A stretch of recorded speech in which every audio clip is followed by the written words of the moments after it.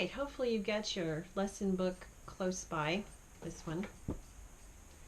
And we are on the last song. This is really exciting because you're ready to, once we finish this, to graduate up to bigger and better things, which I'm already starting to think about what some of those are going to be. I think it's going to be fun. And we're going to take another section of the pachelbel. So I'm looking at starting at measure 9, and my plan is that I'm going to play for you the 4 measures that make up the next section. I'm going to play the right hand first so that you can hear what it should sound like. And I'm going to go ahead, you know there's a grace note in there, I'm going to go ahead and put those in. And if you want to leave them out, grace notes are optional. So if you'd like to do it, fine. The fingering for this one fits really nicely in the hand, so you might want to try it, but I'm leaving that up to you. So what I'm going to do is I'm going to play the right hand of those 4 measures. I'm going to end on the C just so we kind of hear where we're going. Then I'm going to play the left hand of those 4 measures.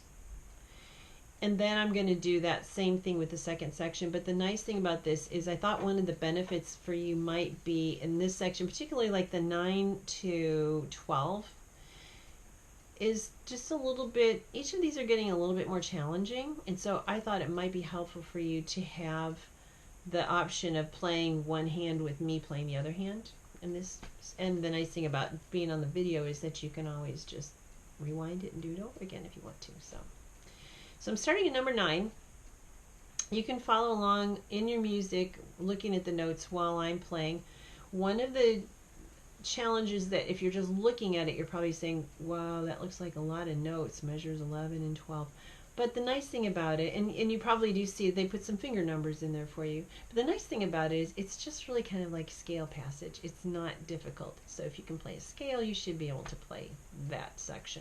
It's just doing a lot of crossing the 3s and 4s and whatever. So all right, so I'm going to start at number 9. I'm going to do the right hand first, then I'm going to do the left hand, and I don't know, maybe if you think it'll be helpful, I might just do the hands together too, because I don't think this video will be, it would make the video that much longer. So here's number 9, right hand first.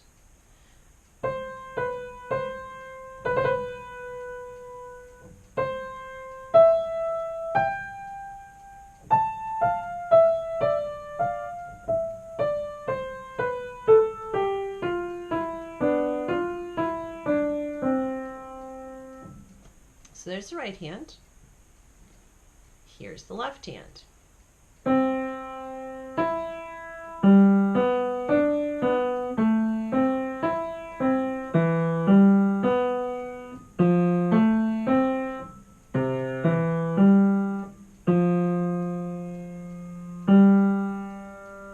then you'll be lifting to move your 1 down for the next. And actually, measures 13 through 16, that's the same left hand that you did at the beginning on the first page. So I don't think I'll play that hand for you necessarily.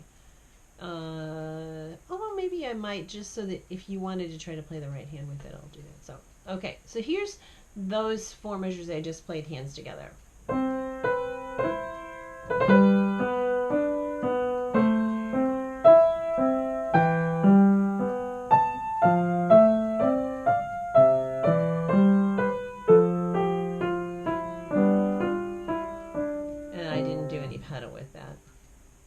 Alright, so then now here is the right hand for measures 13 through 16.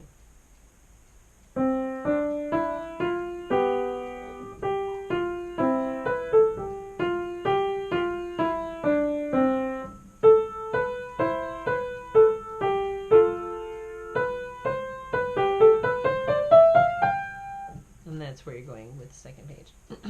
Had a little hiccup there. I would definitely circle where your fingers are going to be moving. I find that helpful even when I do it. I'm playing out of my extra book. This is not a book I have played out of, so it's not marked up at all, but I think it's helpful so you know that they're coming.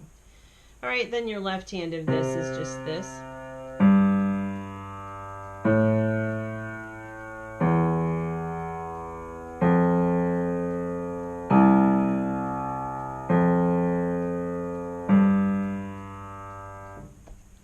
together, it sounds like this.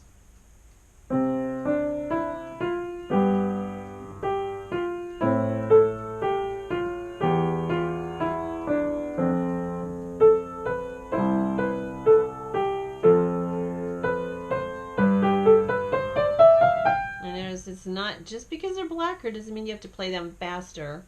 We're having a nice steady andante tempo to this, remember, so don't feel like you have to go oh da da da da da. No, you just keep it in the rhythm and it'll go just fine.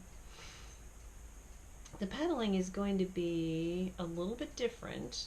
No, maybe it is the same. Is that the same measure? You're going to have measure 12, you're going to have pedal on each beat. So you'll have to just watch a little bit.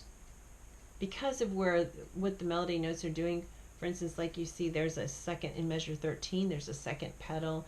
So when you're going, so you'll pedal. So your left hand, normally your left hand and your pedal seem to be coordinated. Oftentimes because we're changing chords, that happens. But because you're doing some stepping notes there, they are giving you a pedal just to kind of make it so it's not going to sound terribly whooshy. So there you have it. I'm getting a phone call, so I'm not going to redo the video. I'm just going to say have fun with it, and I'll see ya.